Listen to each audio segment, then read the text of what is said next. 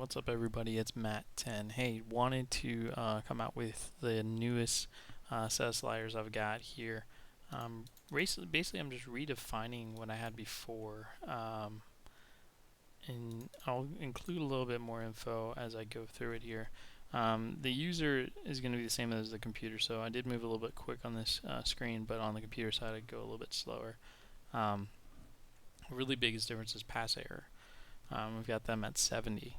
And it's going to work out with the pass speed as well. This is on world class and slow. I'm playing about 15 minutes. Throughout this video, you're going to see other levels from legendary, world class on normal, on slow, legendary on slow, and legendary on normal as well. So I just want to make sure those bases are covered so that you can see the difference. And the reason I'm doing this is because I actually started this before I did any other edits, and I just never really honed it, and I think it's nice the way it's playing now. This is on world class slow. It's actually in a career mode that I set up through using initially I was using Untracked Frankfurt and got sacked, so now I'm got over to Preston North End. As you can see right here, it's very physical. I'm really pushing the computer around. If this was on normal, the referee probably would have called a foul. But that's the difference with normal and slow, is that the referee doesn't call as many fouls as compared to normal, especially on legendary.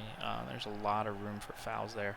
The problem with legendary that I have seen, and I really haven't tested it so much, but the settings that I have here with pass error at 70, legendary, they almost don't want to shoot as a result, which is kind of strange.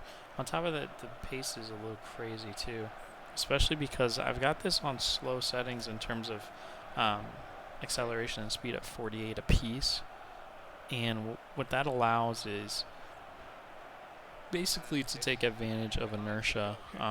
Basically, when you've got a player staying still, and he's got low acceleration, low speed, but you have a high marking of about 55, they're pretty aggressive to get to the ball. So a good chance of missing the ball as well, especially with the pass speed at 45. So I just wanted to see something that was pleasing to the eye, and I think I've got that here right where I want it to be. And you see the coverage throughout the setup there is working really nice, and see the computer takes a shot from where they need to.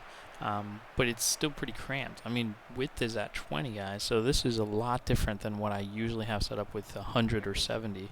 The reason for that is I want it to be cramped. There should be more bad passes. There should be more, more pressure on the ball, and there has to be some room for some physical play. And I think that's where this is going. Even the best teams in the world are going to have, issues with bad passes and forced passes. They're not perfect just because their rating has them in the 90s. They're still human, and I think that's really the big difference with world class and legendary, is that players play, the computer, etc., plays better and more human on world class than do legendary. So this one right here is world class on normal speed.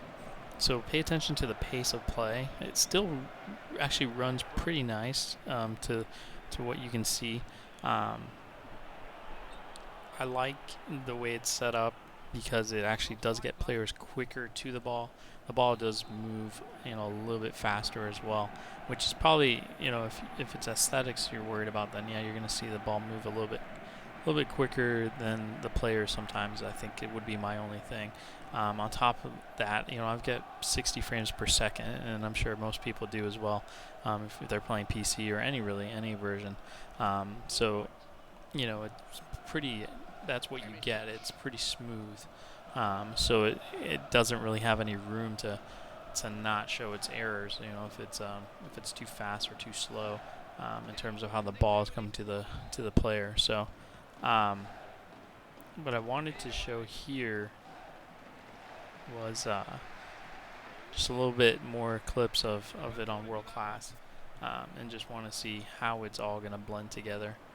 But you see the pressures there. The players move really fast with it on normal speed, but at least you can play it on there. At least it's not going to hurt it as much as you would think. So So the whole point is just to get, a better feel overall. I really like this pace of play as well, but I prefer world class slow. I think that'd just be a little bit better. But there's always guys out there that want to have kind of a quicker pace. Um, just more enjoyable that way. And I think that just depends on who you are and how you want to approach it. But the nice thing is these sliders are basically universal, unlike previous sliders I've had out that have little issues like legendary too easy to beat the computer because they over defend, or sometimes they are so one dimensional. Like you'll see this ball in the past and that'll hit the defender or hit the attacker perfectly in stride. And that's what you'll see all game long, but you won't see that here with this setup because the field width is a lot tighter and there's a lot more room for error, of course, by the computer. And then basically if you're playing on manual like I am, full manual, you're going to see, the pass accuracy or the passing percentages go down. You're going to see more things in the 70s versus the 80s and 90s. But see, this is a nice play by the computer. See, he still has a threat. They also, but like I said, on Legendary, it's kind of a weird play right there. The computer doesn't shoot as much, and here's an example right here. Cuts back and then he tries to find his guy. I know he's trying to be creative. Maybe that's just the team. Maybe I have to explore that a bit more. But that's just, that's just one of the things with Legendary. And then lastly, we've got Legendary on normal speed. Pace of play, again, you'll notice is a lot faster once they get going. But see, the nice thing about the width is that, the line settings here is that it makes it pretty compact, but not to the point where it's parking the bus mentality. Chelsea's away here, and I'm just trying to, as Chelsea here, just trying to defend, but then also ready for the quick counterattack with my speedsters. Fernando Torres, not really a speedster anymore, but still aggressive, attacker. But what I like to see, though, is the two attackers, or one attacker in this case, going after the defenders and trying to get the ball back. That's what I really like about the setup with these sliders, is you get that pressure on the defenders versus on default sliders or anything like that.